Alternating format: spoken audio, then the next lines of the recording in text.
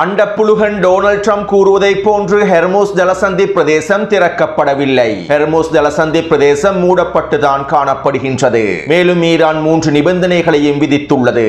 உண்மையில் ஹெர்முஸ் ஜலசந்தி பிரதேசத்திலே என்ன நடக்கின்றது? குர்திஸ்தான் பிரதேசத்திலே இருக்கக்கூடிய பிரிவினைவாதிகளுக்கு எதிராகவும் பயங்கரவாதிகளுக்கு எதிராகவும் உச்ச தாக்குதல்களை அதிரடியாக ஆரம்பித்த ஈரானி IRGC பாதுகாப்பு படைப்பிரிவினரும் கொத்து கொத்தாக அளிக்கப்பட்டிருக்கக்கூடிய குர்திஸ்தான் பயங்கரவாதிகளும் பிரிவினைவாதிகளும் அவர்களுடைய மிக முக்கியமான தளங்களும் ஹெர்முஸ் ஜலசந்தி வழியாக திருப்பி அனுப்பப்படும் அதிக எண்ணிக்கையிலான கப்பல்களும் இவற்றை உறுதிப்படுத்தக்கூடிய ஆதாரங்களும் ஈரானி IRGC இராணுவத்தின் தரமான அறிவிப்புகளும் செறிவூட்டப்பட்ட யுரேனியத்தினை ஈரான் அமெரிக்காவுக்கு வழங்கப் போகின்றதா? ஈரானின் யுரேனியம் செறிவூட்டல் பூஜ்ஜியமாக்கப்பட போகின்றதா? இவை தொடர்பாக இறுதி முடிவுகளை அறிவித்த ஈரானிய தலைமைகள். லெபனானில் தரைவழி தாக்குதல்களை தொடர்வதாக அறிவித்திருக்கக்கூடிய இஸ்ரேலிய ஆக்கிரமிப்பும் களத்தினுடைய உண்மையான யதார்த்தமும் நெட்டன்யாகுவின் அறிவிப்புகளும்.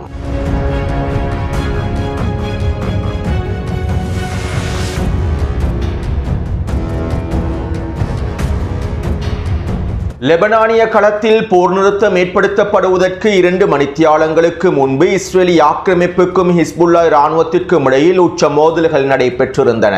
அதிலும் குறிப்பாக இஸ்ரேலிய ஆக்கிரமிப்பு தரைவழி தாக்குதல்களை மேற்கொள்ளக்கூடிய பிஞ்சபில் பிரதேசத்திலும் கியாம் பிரதேசத்திலும் உச்ச மோதல்கள் நடைபெற்றிருந்தன. போர் நிறுத்தம் ஏற்படுவதற்கு முன்பு பிஞ்சபில் பிரதேசத்தையும் கியாம் பிரதேசத்தையும் முழுமையாக தரைமட்டமாக்கிவிட வேண்டும் என்பதற்காகவும் குறித்த பகுதிகளிலே எஞ்சிருக்கக்கூடிய குடியிருப்பு கட்டிடங்களையும் முழுமையாக தரைமட்டமாக்கிவிட வேண்டும் என்பதற்காகவும் குறித்த பிரதேசங்களுக்குள் லெபனானிய மக்கள் மீண்டும் நுழைந்து அவர்களுடைய இருப்பிடங்களை பயன்படுத்திவிடக் கூடாது என்பதற்காகவும் இஸ்ரேலிய ஆக்கிரமிப்பு காப்பட் குண்டு தாக்குதல்களையும் மேற்கொண்டிருந்தது. பிஞ்சபில் பிரதேசத்தையும் கியாம் பிரதேசத்தையும் முழுமையாக தரைமட்டமாக்குவதற்கான தாக்குதல்களையே மேற்கொண்டிருந்தது.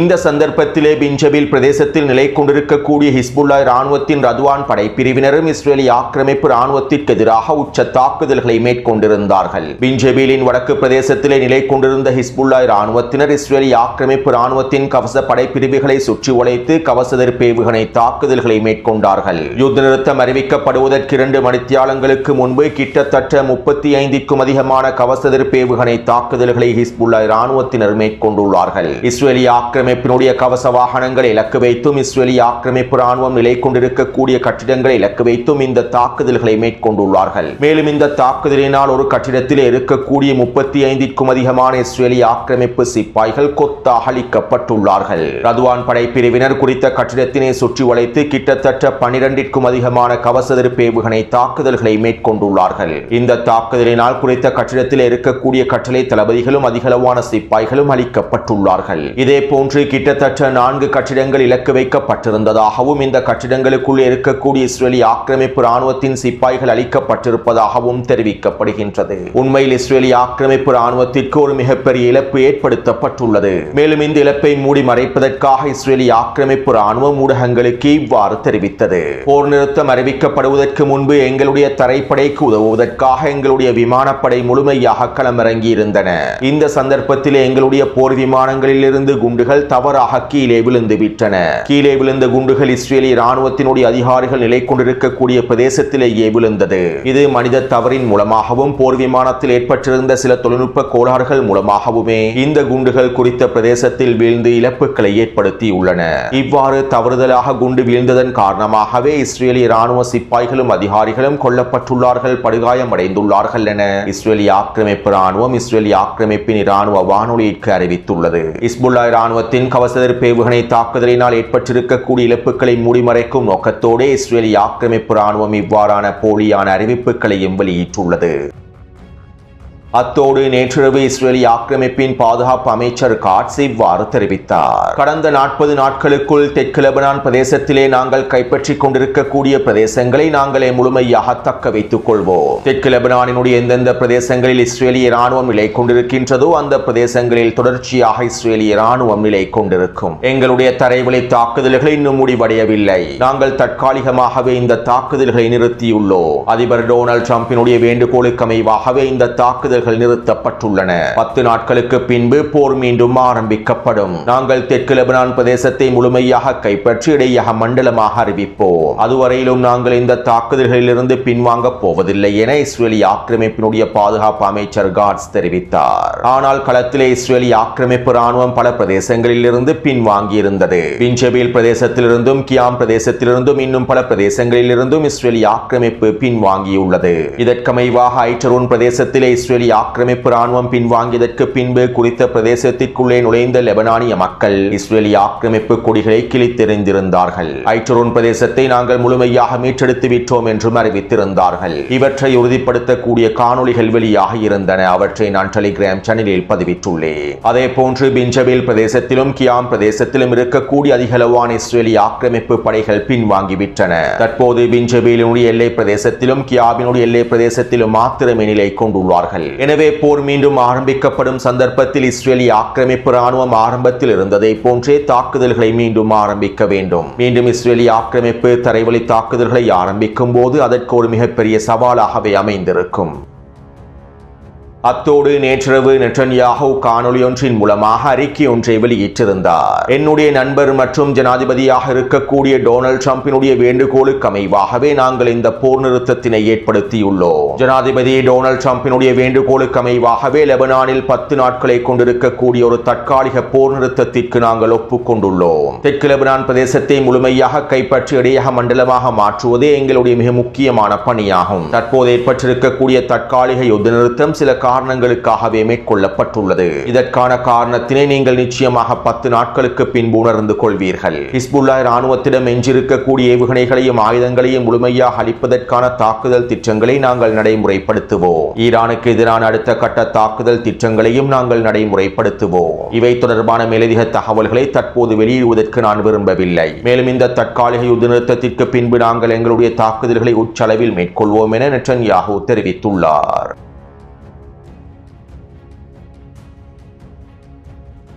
நேற்று இரவு ஈரானின் வெளியுறவுத்துறை அமைச்சர் அப்பாஸ் அரக்சி அவர்கள் எக்ஸ் தளத்தில் ஒரு பதிவை வெளியிட்டிருந்தார். லெபனானில் அறிவிக்கப்பட்டிருக்கக்கூடிய போர் நிறுத்தத்திற்கமைவாக ஈரான் இஸ்லாமிய குடியரசு ஹெர்மூஸ் ஜலசந்தி பிரதேசத்தினை வர்த்தக கப்பல்களுக்காக மாத்திரம் திறக்கும். ஈரான் இஸ்லாமிய குடியரசினால் அறிவிக்கப்பட்டிருக்கக்கூடிய வழித்தடங்களை பயன்படுத்தி இந்த வர்த்தக கப்பல்களுக்கு பயணிக்க முடியும். மேலும் ஈரான் இஸ்லாமிய குடியரசின் ஒருங்கிணைப்போடு இவற்றை மேற்கொள்ள வேண்டும் என ஈரானினுடைய வெளியுறவுத்துறை அமைச்சர் அப்பாஸ் அரக்சி அவர்கள் தெரிவித்தார். அதே நேரம் அப்பாஸ் அரக்சி அவர்கள் எக்ஸ் தளத்திலே இந்த கருத்துக்களை பதிவிட்டதை தொடர்ந்து அண்டப்புழுகன் டொனால்ட் ட்ரம்ப் ஒரு மிகப்பெரிய பிரச்சாரம் ஒன்றையே ஆரம்பித்திருந்தார். ஹெர்மூஸ் ஜலசந்தி பிரதேசத்தை ஈரான் முழுமையாக திறந்து விட்டது. தற்போது ஹெர்மூஸ் ஜலசந்தி பிரதேசம் முழுமையான போக்குவரத்துக்கு தயாராக இருக்கின்றது. அனைத்து கப்பல்களும் எந்த விதமான தடையும் இல்லாமல் ஹெர்மூஸ் ஜலசந்தி பிரதேசம் வழியாக பயணிக்க முடியும். ஆனால் ஈரானோடு எங்களுடைய பேச்சுவார்த்தைகள் முடிவுக்கு வரும் வகையில், ஈரானோடு ஒப்பந்தம் முடிக்கப்படும் வரையில், ஈரான் எங்களுடைய நிபந்தனைகளை ஏற்றுக்கொள்ளும் வரையில் நாங்கள் ஹெர்மூஸ் ஜலசந்தி பிரதேசம் மீதான முற்றுகையை நிறுத்தப் போவதில்லை. ஈரானுக்கு எதிராக நாங்கள் மேற்கொள்ளக்கூடிய முற்றுகையை நிறுத்தப் போவதில்லை. அதே நேரம் ஈரான் ஹெர்மூஸ் ஜலசந்தி பிரதேசத்தை திரும்பவும் மூடாது என்று எங்களுக்கு உறுதி அளித்துள்ளது. நாங்கள் இதற்கு பிறகு ஹெர்மூஸ் ஜலசந்தி பிரதேசத்தினை மூடப் போவதில்லை. உங்களுடைய அனைத்து கப்பல்களையும் பாதுகாப்பாக கொண்டு செல்ல முடியும் என ஈரான் எங்களுக்கு உறுதி அளித்துள்ளது. அதே போன்று ஈரான் செறிவூட்டப்பட்ட யுரேனியத்தினுடைய கூறுகளை எங்களிடம் ஒப்படைப்பதாகவும் அறிவித்துள்ளது. இதற்கு நாங்கள் B2 போம்பர்களுக்கு நன்றிகளை தெரிவித்துக் கொள்கின்றோம். மேலும் இந்த ஒப்பந்தங்கள் அனைத்தும் ஈரானுக்கும் அமெரிக்காவுக்கும் இடையிலான ஒப்பந்தங்களாகும். இவை லெபனானை பாதிக்காது. இந்த ஒப்பந்தங்களுக்கும் லெபனானுக்கும் இடையில் எந்த தொடர்பும் இருக்காது. லெபனான் தனியாகவே கையாளப்படும். லெபனானிலே ஹிஸ்புல்லாவுக்கு செய்ய வேண்டியதை நான் செய்து முடிப்பேன். இஸ்ரேல் இதற்கு பிறகு லெபனான் மீது குண்டுகளை வீச தேவையில்லை. லெபனான் மீதான தாக்குதல்களை இஸ்ரேல் நிறுத்திவிட வேண்டும். லெபனானுக்குள்ளே ஹிஸ்புல்லாவை எவ்வாறு முடிக்க வேண்டும் என்று எனக்கு நன்றாக தெரியும். அதே போன்று அமெரிக்க போர்க்கப்பல்கள் ஹெர்மூஸ் ஜலசந்தி பிரதேசத்திலே கன்னிவெடிகளை அகற்றி வருகின்றன அல்லது முழுமையாக அகற்றிவிட்டார்கள். இதனால் எல்லா எண்ணெய் கப்பல்களும் பாதுகாப்பாக ஹெர்மூஸ் ஜலசந்தி பிரதேசம் வழியாக பயணிக்க முடியும் என டொனால்ட் ட்ரம்ப் ட்ரூத் சோஷியல் தளத்தில் பல கருத்துக்களை பதிவுகளாக வெளியிட்டிருந்தார். கிட்டத்தட்ட 10க்கும் அதிகமான பதிவுகளை டொனால்ட் ட்ரம்ப் வெளியிட்டிருந்தார். அவற்றை சுருக்கியே நான் தற்போது கூறியிருந்தேன். அண்டப்புழுகன் டொனால்ட் ட்ரம்பினுடைய இந்த கருத்துக்களுக்கு பின்பு அமெரிக்க ஊடகங்களும் சர்வதேச ஊடகங்களும் ஒருபடி மேலே சென்று ஹெர்முஸ் ஜலசந்தி பிரதேசம் தொடர்பான பிரச்சாரங்களை ஆரம்பித்தார்கள். அமெரிக்கா வெற்றி பெற்று விட்டது, டொனால்ட் ட்ரம்ப் வெற்றி பெற்று விட்டார், ஹெர்முஸ் ஜலசந்தி பிரதேசம் முழுமையாக திறக்கப்பட்டு விட்டது, போரானது முடிவுக்கு வந்துவிட்டது, ஈரான் சரணடைந்து விட்டது, யுரேனியம் செறிவூட்டல்களை முழுமையாக ஒப்படைப்பதற்கு தயாராகிவிட்டது. இவ்வாறு ஈரான் யுரேனியம் செறிவூட்டல்களை முழுமையாக ஒப்படைப்பதற்கு ஈடாக அமெரிக்கா $20 பில்லியன் வழங்குவதற்கு ஈரானினுடைய சொத்துக்களை விடுவிப்பதற்கு சம்மதித்துள்ளது. ஈரானியர்கள் தோற்றுவிட்டார்கள், உலக அமைதி ஏற்படுத்தப்பட்டுவிட்டது என அமெரிக்க ஊடகங்களும் சர்வதேச ஊடகங்களும் அதிகளவான இந்திய ஊடகங்களும் பிரச்சாரங்களை ஆரம்பித்தார்கள். அடுத்து அண்டப்புழுகன் டொனால்ட் ட்ரம்பினுடைய இந்த கருத்துக்களுக்கு பின்பு ஈரானிய தலைமைகள் அதிரடியான கருத்துக்களை வெளியிட்டிருந்தார்கள். ஈரானிய IRGC ராணுவத்தின் தளபதிகளில் ஒருவர் தஸ்னீம் ஊடகத்திடம் இவ்வாறு தெரிவித்தார். ஹெர்முஸ் ஜலசந்தி பிரதேசம் வழியாக சரக்கு கப்பல்கள், வர்த்தக கப்பல்கள் பயணிப்பதற்கு 3 நிபந்தனைகள் விதிக்கப்பட்டுள்ளன. முதலாவது நிபந்தனை, இந்த கப்பல்கள் சரக்கு கப்பல்களாக வர்த்தக கப்பல்களாகவே இருக்க வேண்டும். எந்த ஒரு எண்ணெய் கப்பலும் அனுமதிக்கப்பட மாட்டாது. இராணுவ கப்பல்களுக்கு முழுமையாக தடை விதிக்கப்பட்டுள்ளது. மேலும் சரக்கு கப்பல்கள் அமெரிக்காவோடோ இஸ்ரேலிய ஆக்கிரமிப்போடோ அமெரிக்க இராணுவங்களோடோ தொடர்பில்லாத சரக்கு கப்பலாகவே இருக்க வேண்டும். ஈரானுக்கு எதிரான ஆக்கிரமிப்போடு சம்பந்தப்பட்டிருக்கக்கூடிய எந்த ஒரு நாட்டினுடைய சரக்கு கப்பலும் அனுமதிக்கப்பட மாட்டாது. இரண்டாவது நிபந்தனை, இந்த கப்பல்கள் ஹெர்முஸ் ஜலசந்தி பிரதேசத்தின் மத்திய பாதையினூடாக பயணிக்க முடியாது. ஈரானினால் அடையாளப்படுத்தப்பட்டிருக்கக்கூடிய பாதையின் மூலமாகவே பயணிக்க வேண்டும். மூன்றாவது நிபந்தனை, ஹெர்முஸ் ஜலசந்தி பிரதேசத்தினை கடப்பதற்கு முன்பு IRGC ராணுவத்தின் கடற்படையோடு தொடர்புகளை ஏற்படுத்த வேண்டும். ஈரானிய கடற்படையினுடைய முழுமையான அனுமதியை பெற்றுக்கொண்டு ஈரானிய கடற்படையினுடைய ஒருங்கிணைப்புக்கு அமைவாகவே இந்த கப்பல்கள் பயணிக்க முடியும். ஈரானிய கடற்படையினுடைய அனுமதியை பெற்றிருக்கக்கூடிய சரக்கு கப்பல்கள் மாத்திரமே அனுமதிக்கப்படும். இந்த 3 நிபந்தனைகளுக்கு அமைவாகத்தான் ஹெர்முஸ் ஜலசந்தி பிரதேசம் வழியாக சரக்கு கப்பல்களினால் பயணிக்க முடியும். அதுவும் லெபனானில் ஏற்பட்டிருக்கக்கூடிய யுத்த நிறுத்தத்தின் விளைவாக மாத்திரமே இந்த சரக்கு கப்பல்களுக்கு அனுமதி வழங்கப்பட்டுள்ளது என தஸ்னீம் ஊடகத்திடம் குறிப்பிட்டுள்ளார். இதைத் தொடர்ந்து ஈரானிய பாராளுமன்ற உறுப்பினர் தீய அமெரிக்க ஆட்சியை பின்வாங்கியதன் விளைவாகவும் லெபனானிலே யுத்த நிறுத்தம் அறிவிக்கப்பட்டதன் விளைவாகவுமே சில வர்த்தக கப்பல்களுக்கான அனுமதியை நாங்கள் வழங்கியுள்ளோம். மேலும் இந்த வர்த்தக கப்பல்கள் சரக்கு கப்பல்கள் ஈரானுக்கான கட்டணத்தினை செலுத்தியதற்கு பின்பே ஹெர்முஸ் ஜலசந்தி பிரதேசம் வழியாக அனுமதிக்கப்படும். ஈரானிய கடற்படை இராணுவத்தோடு ஒருங்கிணைப்புகளை மேற்கொண்டதற்கு பின்பே அனுமதிக்கப்படும். அமெரிக்காவினுடைய முற்றுகைக்கு மத்தியில் ஈரானினுடைய எண்ணெய் கப்பல்கள் கடந்து செல்கின்றன. மேலும் கடற்படை முற்றுகை தொடர்பாக அந்த இழிவான மஞ்சள் நாய் கூறியிருக்கக்கூடிய கருத்துக்கள் ஒரு கேலி கூத்தாகும். இழிவான மஞ்சள் நாயினுடைய கடற்படை முற்றுகையானது ஒரு மிகப்பெரிய தோல்வியாகும். மேலும் இந்த இழிவான மஞ்சள் நாய் தற்போது பல போலி பிரச்சாரங்களையும் மேற்கொள்கின்றது. மேலும் இந்த பிரச்சாரங்களினால் இந்த இழிவான மஞ்சள் நாயே மேலும் அவமானப்படுத்தப்படும் என ஈரானினுடைய பாராளுமன்ற உறுப்பினர் சயீத் மஹமூத் நபாவியன் அவர்கள் தெரிவித்துள்ளார்.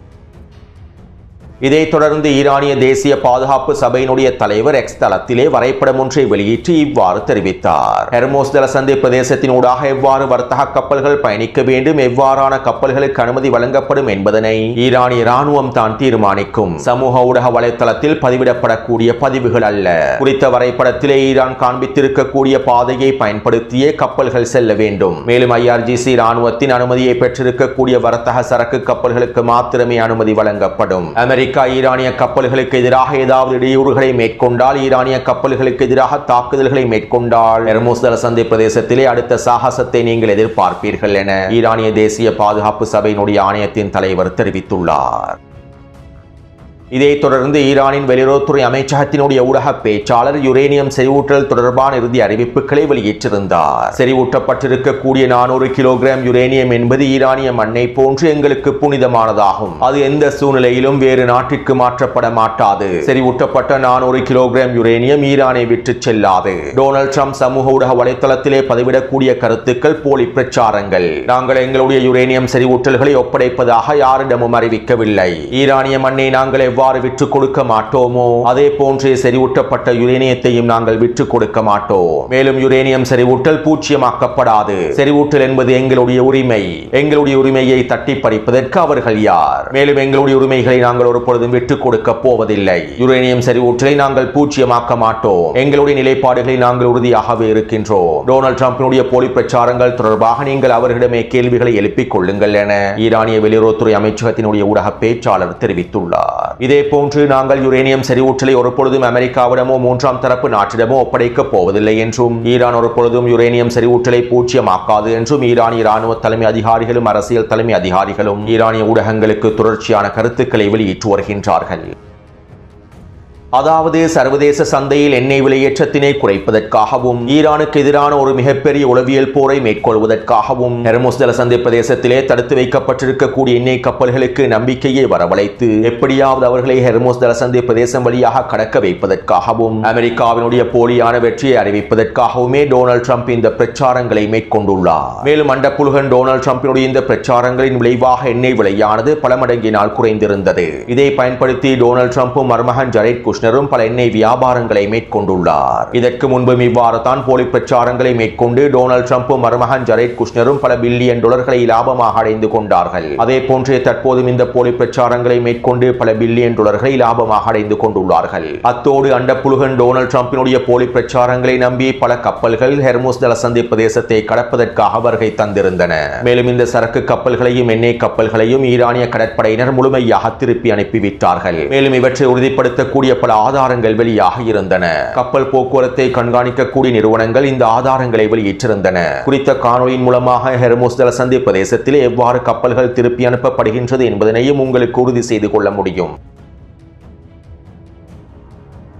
மேலும் கடந்த 10 மணித்தியாலங்களுக்குள் ஈரானோடு ஒருங்கிணைப்பை மேற்கொண்டிருக்கக்கூடிய 3 சரக்கு கப்பல்களுக்கு மாத்திரமே ஈரானிய கடற்படையினர் அனுமதி வழங்கியிருப்பதாக தெரிவிக்கப்படுகின்றது. இன்று அதிகாலை வேளையில் இந்தியாவுக்கு சொந்தமான பாக்கியலட்சுமி என்கின்ற சரக்கு கப்பலும் வருகை தந்திருந்தது. மேலும் குறித்த சரக்கு கப்பலானது ஐக்கிய அரபு அமீரகத்திலிருந்து வருகை தந்த கப்பலாகும். மேலும் இந்த கப்பலை ஈரானிய கடற்படையினர் தடுத்து நிறுத்திவிட்டார்கள். இவற்றை உறுதிப்படுத்தக்கூடிய காணொலிகளும் வெளியாக இருந்தன. அவற்றை டெலிகிராம் சேனலிலும் பதிவிட்டுள்ளேன். எனவே தற்போது ஹெர்முஸ் ஜலசந்தி பிரதேசத்தில் அதிகளவான கப்பல்கள் திருப்பி அனுப்பப்படுகின்றன. அண்டப்புழுகன் டொனால்ட் ட்ரம்பினுடைய கருத்தை நம்பி வருகை தந்த அதிகளவான கப்பல்கள் திருப்பி அனுப்பப்படுகின்றன. மேலும் ஹெர்முஸ் ஜலசந்தி பிரதேசம் ஈரானினுடைய முழுமையான கட்டுப்பாட்டிலேயே இருக்கின்றது.